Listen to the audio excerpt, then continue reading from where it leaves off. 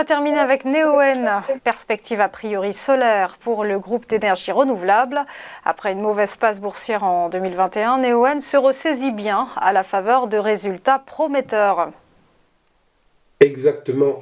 Et même mieux, puisque je vous parlais de mes indicateurs rouges, et là on est sur un où on a tous nos indicateurs qui sont verts. Autrement dit, c'est une valeur que je regarde avec l'idée de peut-être rechercher des achats.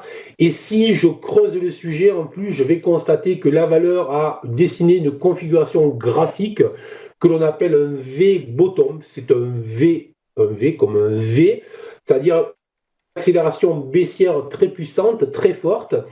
Et cette accélération baissière très puissante a été lourdement contrée par des achats très lourds, très violents, justement. Et ça dessine en fait un V.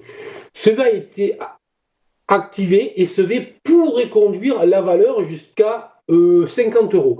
Donc significatif puisque ça nous offre quand même un upside de environ 25%. Et dans les marchés actuels, dans l'environnement d'incertitude lourde que nous connaissons, c'est à surveiller. Mais dans tous les cas, dès lors que j'ai un objectif, dès lors que j'ai un potentiel gain, la seule chose qui m'intéresse moi, c'est où est-ce que je risque, qu'est-ce que je risque et quand est-ce que j'invalide. Alors là, à 3 reprises, la valeur est venue s'appuyer sur le niveau des 35 euros, légèrement sous ce niveau-là, ce qui correspondait à une ancienne oblique support, dont j'ai très clairement un niveau support qui est marqué à 35 euros.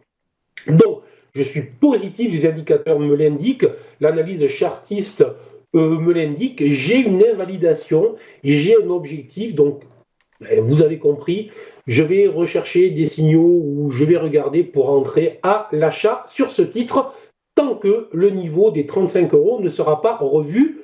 Juste un bémol, attention, effectivement, on est sur des valeurs volatiles, donc mieux vaut le savoir lorsque l'on rentre sur ce type de valeur.